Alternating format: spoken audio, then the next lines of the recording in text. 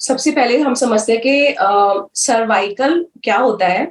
तो जो हमारी बच्चेदानी होती है ना, उसके लोअर हिस्से को या बच्चेदानी के मुंह को हम सर्वाइकल कैंसर कहते हैं। मतलब उसे सर्वाइकल कहते हैं। और अगर उस हिस्से में कैंसर हो जाए तो उसको सर्वाइकल कैंसर कहते हैं।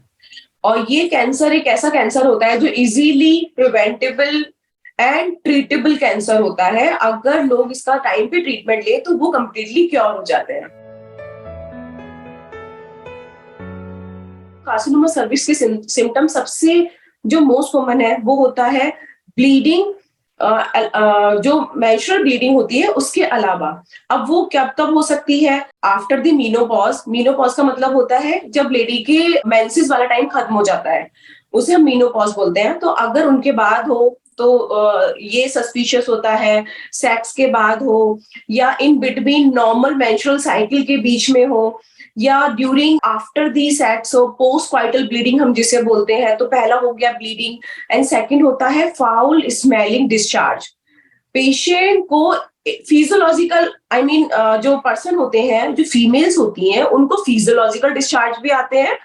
तो उन्हें ये समझना चाहिए कि कब ये फिजियोलॉजिकल है, कब ये नॉर्मल डिस्चार्ज है, कब ये पैथोलॉजिकल है। मींस जब ये बहुत ही फाउल स्मेलिंग हो, पस की तरह दिखे एंड कॉन्टिन्यूसली डिस्चार्ज आ रहा है, जो कि एंटीबायोटिक का या फिर एंटी फंगल का कोर्स लेने के बाद भी ठीक नहीं हो रहा है। तो ये दो अलार्मिंग साइन होते हैं। इसके अलावा जो फीमेल्स हैं वो वेट लॉस अपना फील कर सकती हैं, या फिर कभी कभी जब ये बहुत एडवांस स्टेज पे पहुंच जाते हैं तब ये यूरिन जो पेशाब वाली प्रॉब्लम्स होती है उसके साथ भी कभी कभी प्रेजेंट करते हैं, जैसे बार बार पेशाब आना, जलन आना, खून आना, लेटरिन के रास्ते कोई प्रॉब्लम हो रही है। जनरली लोग कंफ्यूज हो जाते हैं कि कहीं पाइल्स तो नहीं है, लेकिन ऐसा नहीं होता। अगर बच्चेदानी के मुंह का कैंसर बहुत एडवांस हो जाता है और ये लेटरिन का रास्ता है, पेशाब का रास्ता अगर इन्वॉल्व कर लेता है तो ये डिफरेंट तरह से भी प्रेजेंट करते हैं। इसके अलावा जो नॉर्मल एक कैंसर के सिम्टम्स होते हैं ना, जैसे भूख नहीं लगना, फटीग, मैलेज, ये वेग सिम्टम्स हो गए। But alarming red flag sign जिसे हम बोलते हैं वो होता है ब्लीडिंग एंड वाइट डिस्चार्ज। कोई भी कैंसर हो मल्टीफैक्टोरियल होता है। मल्टीफैक्टोरियल मतलब उसके बहुत सारे रीजन हो सकते हैं, लेकिन कार्सिनोमा सर्विक्स एक एचपीवी वायरस से मोस्ट कॉमनली एसोसिएटेड होता है और ये वायरस सेक्सुअल एक्टिविटी से स्प्रेड होता है। तो कोई भी ऐसी एक्टिविटी जो मतलब सेक्स से रिलेटेड है या एबनॉर्मल बिहेवियर से रिलेटेड है, सेक्स से रिलेटेड, तो ये रिस्क फैक्टर हो सकता है। जैसे क्या क्या हो सकते हैं? अर्ली एज में सेक्सुअली एक्टिव होना, मल्टीपल सेक्सुअल पार्टनर होना, multiple pregnancies, multiple babies, early age में बेबीज प्लान करना, या आपका कोई ऐसा पार्टनर है जिसके मल्टीपल पार्टनर है, वो एचपीवी से इन्फेक्टेड है। तो ये मोस्ट कॉमनली एचपीवी वायरस का एसोसिएशन देखा गया है कार्सिनोमा सर्विक्स से। 90% up to 90% cancer HPV related होते हैं। 10% केसेस में अदर रिस्क फैक्टर हो सकते हैं, लाइक स्मोकिंग हो गया, या फीमेल ने ड्यूरिंग प्रेगनेंसी एक्सटर्नल हॉर्मोन्स का एक्सपोजर लिया है जिसे हम डाइथाइलिसिलवेस्ट्रॉल बोलते हैं, उसमें डिफरेंट हिस्टोपैथोलॉजी का कैंसर होता है। तो these are few risk factor for carcinoma cervix. Carcinoma cervix के डायग्नोसिस की बात करें तो हिस्टोपैथोलॉजी रिपोर्ट बहुत जरूरी होती है। वो हम कब कराएगा कोई भी डॉक्टर? अगर फीमेल जो भी मैंने सिम्टम्स बताए उन सिम्टम्स के साथ जब ऑन्कोलॉजिस्ट के पास जा रही है, गायनेकोलॉजिस्ट के पास जा रही है, वो उनका एग्जामिन करती है, पीवी करके देखती है, पीएस मतलब पर स्कैपुलम वो एग्जामिन करती है। वहां पे अगर उन्हें कुछ अल्सर लगता है, कोई ग्रोथ लगती है, कोई जख्म लगता है, तो वहां से वो टुकड़ा लिया जाता है जिसे हम बायोप्सी या सुई की जांच या टुकड़े की जांच बोलते हैं। अगर उसमें आ गया कि ये कैंसर सेल्स हैं, जो कार्सिनोमा सर्विक्स होता है वो दो तरह के कैंसर हो सकते हैं, स्क्वामस या एडिनो। स्क्वामस मोस्ट कॉमनली होते हैं, एडिनो 10% ही होते हैं।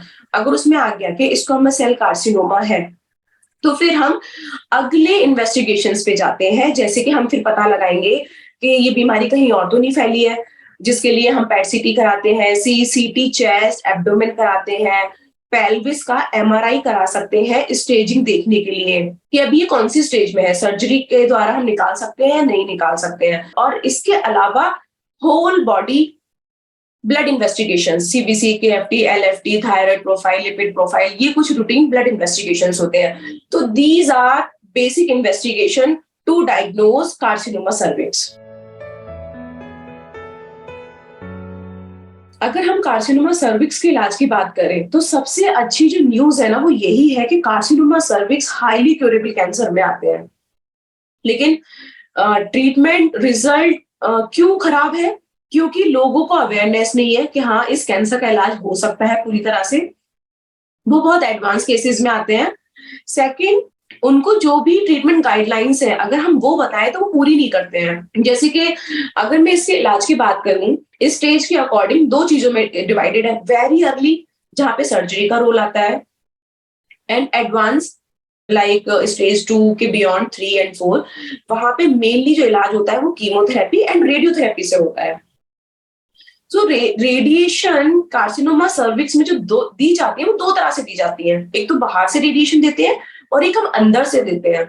तो अंदर जो रेडिएशन होता है उसे हम ब्रैकीथेरेपी बोलते हैं, जो हर जगह हर हॉस्पिटल में अवेलेबल नहीं होता है। तो जनरली पेशेंट क्या करते हैं, बाहर से रेडिएशन लिया और अंदर का रेडिएशन की फैसिलिटी नहीं मिली, या फिर उन्होंने नहीं सोचा कि हम कहीं और जाके ले लें, छोड़ो क्योंकि जब तक हम बाहर का रेडिएशन देते हैं पेशेंट आधे से ज्यादा ठीक हो जाते हैं, उन्हें लगता है हम तो ठीक हो गए, तो वो आगे का ट्रीटमेंट नहीं लेते हैं। ब्रैकीथेरेपी कार्सिनोमा सर्विक्स में बहुत जरूरी होती है कराना, अंदर की सिकाई हम जिसे बोलते हैं। तो अगर पेशेंट बाहर की सिकाई, अंदर की सिकाई और साथ ही साथ हर हफ्ते कीमोथेरेपी लगती है, ये ट्रीटमेंट ले ले, मोर देन 80% पेशेंट बिल्कुल ठीक हो जाते हैं। कार्सिनोमा सर्विक्स की यही अच्छी बात है कि it is highly curable cancer. अगर मैं कार्सिनोमा सर्विक्स के बीमारी के कॉम्प्लिकेशन की बात करूं तो डिपेंड करता है कि ये कैंसर किस किस आसपास की स्ट्रक्चर्स को इन्वॉल्व कर रहा है। क्योंकि जैसे कि कार्सिनोमा सर्विक्स है, ये उसका मुंह हो गया, तो इसके आगे जो होता है वो होता है ब्लैडर, पेशाब की थैली हम जिसे बोलते हैं। पीछे की तरफ होता है रेक्टम। तो अगर ये आगे की तरफ जाएगा तो पेशाब की थैली को इन्वॉल्व करेगा, और पीछे की तरफ जाएगा तो ये लैट्रिन के रास्ते को इन्वॉल्व करेगा।